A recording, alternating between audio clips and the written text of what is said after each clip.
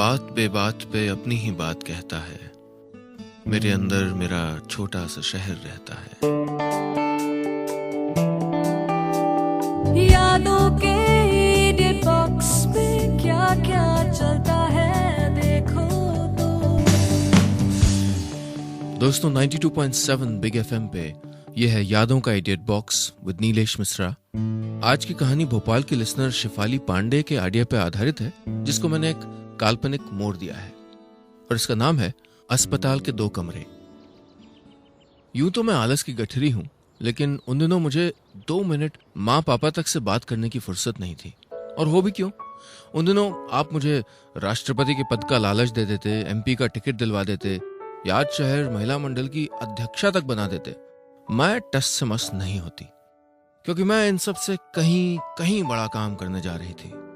मैं जिंदगी में पहली बार मासी जो बनने जा रही थी। मेरी बहन रेनू ने अपनी शादी के 2 साल बाद, ठीक शादियों के मौसम में, जब यूं भी किसी के पास टाइम नहीं होता है, उसी मौसम में मां बनने का फैसला कर लिया था। और सब कुछ अच्छा भला चल ही रहा था कि महारानी जी लेबर में जाने का इरादा बनाने लगी। हल्की सी कुछ कॉम्प्लिकेशन थी, सो डॉक्टर ने 2-4 दिन अस्पताल में एडमिट हो जाने को कहा। रेनू अपने कमरे में रानी बनी लेटी रहती थी। मैं बेचारी कभी उसकी तीमारदारी करूं, कभी चचेरी बहन और मामा के बेटे की शादियों की तैयारी में जाके हाथ बटाऊं।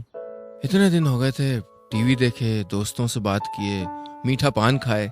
हाँ, मीठे पान का बड़ा शौक है मुझे। देखिए, 2-3 ही तो शौक है मेरे, और मैंने फैसला किया है कि अपनी सारी अच्छी बुरी आदतें अपने भांजे ऑब्लिक भांजी को जरूर सिखा दूंगी। भांजा हुआ तो उसे ताश में बेईमानी करना सिखाऊंगी, खूबसूरत लड़कियों को तिरछी आंखों से देखने की कला सिखाऊंगी। लेकिन भांजी हो तो अच्छा है। लड़कियों के लिए शॉपिंग करने में कितना मजा आता है, लड़कों के लिए शॉपिंग बोरिंग होती है। तो भांजी हुई तो उसे ताश में बेईमानी करना तो सिखाऊंगी ही, लेकिन बेईमानी पकड़ना भी सिखाऊंगी, मेकअप के सीक्रेट गुर सिखाऊंगी, और दिल फेंक लड़कों को सीधा करने के 10 सरल तरीके समझाऊंगी। टाइम मैनेजमेंट की क्वीन बन गई थी मैं। नहा के बाल सुखाते हुए बच्चों के नाम सोचती थी, रिक्शा में बैठे बैठे काम के रिमाइंडर लिखती रहती थी, अस्पताल में नर्सों और डॉक्टरों के आगे पीछे दौड़ने वाले वार्ड बॉयज पे रौब जमाने के बीच में अपना रोज का क्रॉसवर्ड भी निपटा लेती थी। और जरा बैठे बैठे झपकी लग जाए तो आने वाले दिन शादियों में और मेरे भांजा ऑब्लिक भांजी के साथ कितनी तफरी में बीतने वाले थे, इसके शेख चिल्ली के सपने भी देख लेती थी। मोबाइल फोन नया नया आया था, भैया के ऑफिस ने उन्हें दिया था, लेकिन इस सख्त हिदायत के साथ कि इसका सिर्फ ऑफिस के जरूरी काम के लिए इस्तेमाल करें।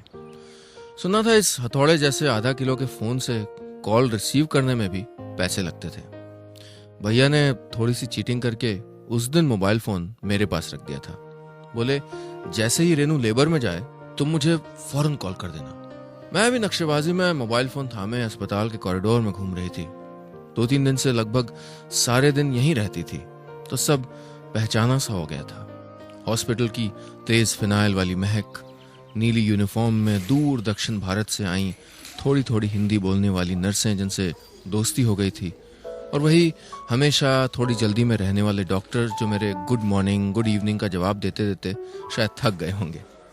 हॉस्पिटल के बरामदे में तकलीफ और फिक्र पहने चेहरे घूमते रहते थे, जिंदगी की उम्मीद और नाउमीदी के बीच झूलते हुए। और वो गार्ड जिससे मैंने एक दिन चुपचाप पान लाने भेज तो दिया था, लेकिन आने पे डांटा भी था कि तंबाकू क्यों खाते हो, कैंसर हो जाएगा। रेनू का बच्चा था कि इस दुनिया में पधारने का नाम ही नहीं ले रहा था। अभी से लग रहा था कि काफी जिद्दी आसामी हम लोगों के पल्ले पड़ने वाला था। मैं पागलों की तरह इंतजार कर रही थी कि उस जिद्दी बच्चे की छोटी छोटी उंगलियां छू के अपनी उंगलियों से लिपट जाने दूं, उसके पतले पतले होठों से पहली किलकारियां सुनूं, उसके पांवों के तलवों पे धीरे से शैतानी में उंगलियां फिराऊं और देखूं कि उसे गुदगुदी लगी या नहीं। कितना अद्भुत होता है जीवन का खेला। एक नन्ही सी जान कैसे हमारी जिंदगी में आके हमारी जिंदगी बदल देती है। कॉरिडोर में टहलते टहलते मैं मन ही मन ये सब सोच के मुस्कुरा रही थी कि कहीं फोन की घंटी बजने लगी। कुछ सेकंड लगे पहचानने में कि ये भैया का ही मोबाइल फोन था जो मेरे हाथों में बज रहा था। आवाज कॉरिडोर में गूंज रही थी, घर का नंबर था। मैं झुंझलाई, भैया भी ना, मुझसे बोले कि फ़ोन यूज़ मत करो और ख़ुद खिलवाड़ कर रहे हैं। मैंने बटन दबाया और अपने जीवन का पहला मोबाइल फ़ोन कॉल रिसीव करते हुए कहा, हेलो। भैया ही थे। बोले, फौरन इमरजेंसी वार्ड में पहुंचो और डॉक्टर को बता दो, हम लोग गाड़ी का इंतज़ाम करके पापा को ला रहे हैं। अस्पताल वही था, वार्ड बॉय वही, थोड़ी थोड़ी हिंदी बोलने वाली नर्सें वही, डॉक्टर वही जो मेरे गुड मॉर्निंग गुड इवनिंग से थक गए होंगे। लेकिन एक पल में, बस एक पल में सारा नजारा बदल गया था। रोने से कुछ होने वाला नहीं था, इसलिए नहीं रोई। मेरे पिता को अस्पताल इमरजेंसी वार्ड में लाया जा रहा था। मुझे अगले कुछ मिनटों में सारा इंतजाम करना था। मैं दौड़ी दौड़ी गई, एक काउंटर पे पैसे जमा किए, दूसरे काउंटर पे पैसे की रसीद जमा की और फॉर्म भरा। सब पता था मुझे अब इस अस्पताल में क्या कहाँ होता है। इमरजेंसी वार्ड में डॉक्टर इंचार्ज के पास गई, उन्हें सब बताया। बोले, अरे पेशेंट अभी आ रहे हैं, लेकिन आपको तो मैं कुछ दिनों से यहाँ देख रहा हूँ। मैंने कहा, डॉक्टर साहब, बड़ी खुशी खुशी आई थी इस अस्पताल में। मेरी बड़ी बहन की डिलीवरी होने वाली है, लेकिन अब पापा आ रहे हैं। थोड़ी देर में बगल वाले नेगी अंकल की कार में पापा को लेके भैया भी पहुंच गए। उनकी आंखें बंद थीं। पापा की खांसी इतना सीरियस मोड़ ले लेगी, कभी यह अंदाज ही नहीं था। बाद में पता लगा कि तबीयत तो सुबह ही बिगड़ गई थी उनकी, लेकिन दोपहर तक पापा की बेहोशी बढ़ती भी जा रही थी। शुगर पेशेंट होने की वजह से ये अक्सर होता था उनके साथ, लेकिन इस बार उनकी चंद मिनटों की बेहोशी ने डरा दिया था। शुगर लेवल कम होने लगा था। माँ ने कहा था, अब देर मत करो, जल्दी अस्पताल ले जाओ इन्हें। पापा की जिंदगी में ये बस दूसरा मौका था जब वो अस्पताल में भर्ती हुए थे। डॉक्टर, अस्पताल, इन सब से दूर ही रहे हमेशा। बुखार भी हुआ तो तब तक दवा लेना टालते रहे जब तक हम लोग कहते कहते नाराज ना हो गए। डॉक्टर ने बताया, सांस लेने में तकलीफ है इन्हें, पहले सक्शन करके देखते हैं। मैं और भैया कुछ समझ ही नहीं पाए। डॉक्टर ने कहा, कुछ कहना मुश्किल है, बस दुआ करिए। मुश्किल होता है गम सहना, एक बेरहम खंजर की तरह तार तार कर देता है मासूम रेशम से बने इस दिल को। लेकिन उससे भी मुश्किल होता है गम छुपाना। अस्पताल के 2 कमरों के बीच में बट गई थी मेरी जरा सी जिंदगी। पापा का ख्याल रखना था और उससे भी ज्यादा यह ख्याल रखना था कि पास एक दूसरे कमरे में रेनू को ये भनक तक ना लग जाए कि उसके बिस्तर से मुश्किल से 20 मीटर दूर उसके पिता अपनी जिंदगी के लिए जूझ रहे हैं। वो बोली, अचानक सब यहाँ कैसे? इतनी उतावली मत करो भाई, बच्चा अपने टाइम से आएगा। मेरी जान ले रखी है इसने, सारा बदला लूंगी इससे। फिर बोली, अरे पापा कहाँ हैं? घर पे पेपर पढ़ना ज्यादा जरूरी है क्या? यहाँ बेटी दर्द की मारी टेढ़ी हुई जा रही है, उसकी कोई फिक्र नहीं है। हम रेनू के सामने हंस देते, फिर बाथरूम जाके बहाना करके रो लेते। सिविल अस्पताल के एक कमरे में हमारे खानदान का नया चिराग आने वाला था और दूसरे कमरे में हमारे खानदान का सूरज डूबने का मन बना रहा था। भाई बहनों ने दिन के घंटे बांट लिए थे। सबका एक ही काम था, पापा किसी तरह होश में आ जाएं। हर बच्चा घंटों उनके कान में बोलता रहता, पापा पापा, उठते क्यों नहीं?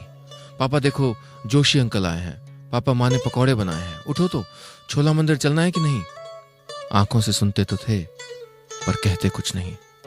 हमेशा जिद के पक्के रहे पापा ने, जैसे तय कर लिया था कि अब किसी की नहीं सुनूंगा। अपने छोटे से वॉकमैन में कैसेट में पापा के सारे फेवरेट गाने भर के ले गई थी मैं। देख तेरे संसार की हालत क्या हो गई भगवान। जो जैसा कहता वो करने लगते थे हम सब, बस पापा होश में आ जाएं, एक बार बोल पड़े। किसी ने कहा, हनुमान जी को चमेली के तेल के 24 दीपक लगाओ। किसी ने कहा, हनुमान नाष्टक का पाठ करो। किसी ने पापा के पैरों पे बेसन का लेप लगाने को कहा। जिसने जो कहा सब किया, लेकिन पापा नहीं बोले। गुजरते घंटों के साथ उम्मीद की डोर और कमजोर पड़ती गई। उधर दूसरे कमरे में रेनू का बच्चा, आप समझो, दुनिया में आने की तैयारी कर चुका था। देखिए ना जीवन का खेला। एक कमरे में जीवन पैर पसारने को तैयार था और दूसरे में मृत्यु पैर जमाने की जिद कर रही थी। पापा का ऑपरेशन शुरू हो गया था और उधर मेरी चचेरी बहन की बारात आने वाली थी। ऑपरेशन थिएटर के अंदर बाहर तेजी से जाती नर्स ने आके भैया को बताया था कि पापा को जल्दी से खून चढ़ाना था। बी पॉजिटिव ब्लड ग्रुप का कम से कम 3 बोतल खून चाहिए था। उस समय याद शहर में ये सुविधा नहीं थी कि हम कोई भी ब्लड ग्रुप का खून दे दें और उसके बदले में वो पापा को उनके ब्लड ग्रुप का खून चढ़ा दें। अस्पताल के सामने सड़क के पार 2 पीसीओ थे। मैंने और भैया ने लगातार फोन करने शुरू कर दिए दोस्तों को, रिश्तेदारों को, बी पॉजिटिव की तलाश में। माँ के लिए ये इम्तिहान का वक्त था। माँ ने अगले दिन कुछ घंटे किरण दीदी के घर शादी की रस्मों में बिताए और रात पापा के सराहने बैठ के आंसू बहाए। पापा ने पूरी उम्र जाने कितने रिश्तों के बीच बोए, प्यार और अपनेपन के धागों से गूंथा एक एक रिश्ते को। अपना वतन, अपना गांव छोड़ के मुफलिसी में याद शहर आके बसे थे वो। अकेले अपने बूते अपना आशियाना बसाने वाले मेरे पापा का घर कुछ साल बाद सरकारी कामकाज के लिए सिफारिशें लेके आने वाले तमाम रिश्तेदारों का गेस्ट हाउस बन गया था। चाचा, फूफा, ताऊ, भाई, संबंधों के जाने कितने नाम और चेहरे।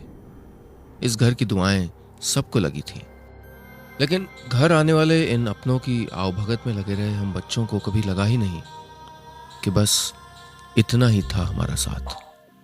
चहल पहल भरे उस आंगन से दूर आज पापा अकेले थे। आज जब उन्हें सिर्फ 3 बोतल खून चाहिए थे तो कोई बिजी था, कोई बीमार, कोई बाहर गया था काम पे, कोई अभी जॉन्डिस से उठा था, खून नहीं दे सकता था। हिसाब किताब के पक्के हमारे पिता संबंधों के समीकरण, इक्वेशन नहीं समझ पाए थे, जान ही नहीं पाए थे कि जब वो बेसुध अस्पताल के बिस्तर पे लेटे थे तो उनके बनाए रिश्तों के आंगन में मेरी माँ अकेली खड़ी थी।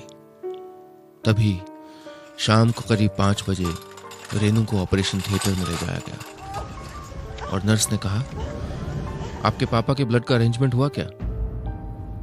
उधर काफी देर बाद 4 आदमी हमें अस्पताल में ढूंढते हुए आए। एक ट्रेड यूनियन से थे जिसकी कभी पापा ने मदद की थी। खबर मिल गई थी। 10,000 मेंबर्स में 4 बी पॉजिटिव लोग हमारे सामने खड़े थे। माँ जहां खड़ी थी, रिश्तों के उस सूने आंगन को शायद भगवान अपनी छत से देख रहा था। और फिर एक लम्हे में वो लम्हा आ गया जिसका मैं महीनों से इंतजार कर रही थी। रेनू को बेटी हुई थी, मैं मासी बन गई थी। लेकिन माफ कर दे मुझे खुशी के लम्हे, तेरे मेरे बीच एक और लम्हा खड़ा था, मेरे पिता की जिंदगी या मौत का लम्हा। ऑपरेशन थिएटर से जो बाहर निकलता हम उसका चेहरा पढ़ने की कोशिश करते। रेनू अस्पताल के अपने कमरे में वापस पहुंच गई। हम सब बारी बारी से उसके पास वक्त बिता रहे थे। उससे कह दिया था कि पापा को थोड़ा बुखार है, बच्चे को इन्फेक्शन ना हो जाए इसलिए आ नहीं रहे, और घर का फोन खराब है इसलिए बात नहीं हो पा रही। हम न खुल के हंस पा रहे थे न खुल के रो पा रहे थे। पड़ोस के नईम चाचा आए, बोले, मैंने आज खास नमाज पढ़ी है तुम्हारे पापा के लिए, हौसला रखो, इंशाल्लाह सब ठीक होगा। वो सारे रिश्तेदार, दोस्त जो मेरे पापा की जिंदगी की सबसे बड़ी लड़ाई में साथ खड़े होने नहीं आ सके थे, क्रिकेट की कमेंट्री की तरह घर बैठे सारा आंखों देखा हाल जरूर जानना चाह रहे थे। सबके पास हमारी तकलीफों का इलाज तैयार था। कल सुबह जब भी वक्त मिल जाए काली मंदिर पे नारियल चढ़ाना, माता रानी सब ठीक कर देंगी, देखना। दफ्तर फोन किया छुट्टी बढ़ाने के लिए तो मेरे बॉस ने कहा, सच कड़वा होता है, सर्वाइवल रेट कम होता है, सच को बर्दाश्त करने के लिए खुद को तैयार कर लो। नहीं करना था मुझे खुद को तैयार। ऑक्सीजन लेवल और ब्लड प्रेशर दिखाते मॉनिटर्स की आवाज के बीच में एक ऑपरेशन थिएटर में कैद मेरे पिता, ये नहीं था मेरा सच। मेरा सच था मेरे पापा की बेसाख्ता हंसी। मेरा सच था अपनी भांजी का महीन आवाज में रोना जो मैं उसे अपनी गोद में लेके सुन रही थी। अचानक रेनू ने मेरे पर्स के बगल से मोबाइल फोन उठाया और घर का नंबर डायल कर दिया। बोली, हद हो गई, नाना बने हैं, ऐसा भी क्या बुखार की पड़ोसी के यहाँ से पापा फोन तक नहीं कर सकते? मैं रोकती इससे पहले बोली, घर का फोन ठीक हो गया, घंटी जा रही है। घर के नौकर ने न जाने क्या कहा। रेनू ने फोन रखा आंखों में आंसू भर गए और बोली, पापा यहां है, अस्पताल में, ऑपरेशन थिएटर में। तभी दरवाजा खुला। हिंदी ठीक से न बोल पाने वाली नर्स थी, मुझे ढूंढती फिर रही थी। बोली, please come, sign the papers. मैंने कहा, पापा? एक सेकंड लिया उसने सेंटेंस बनाने में, नहीं बना पाई। फिर बोली, पापा इज ओके। अस्पताल के 2 कमरों में हमें 2 नई जिंदगियां मिल गई थी। बस इतनी सी थी आज की कहानी।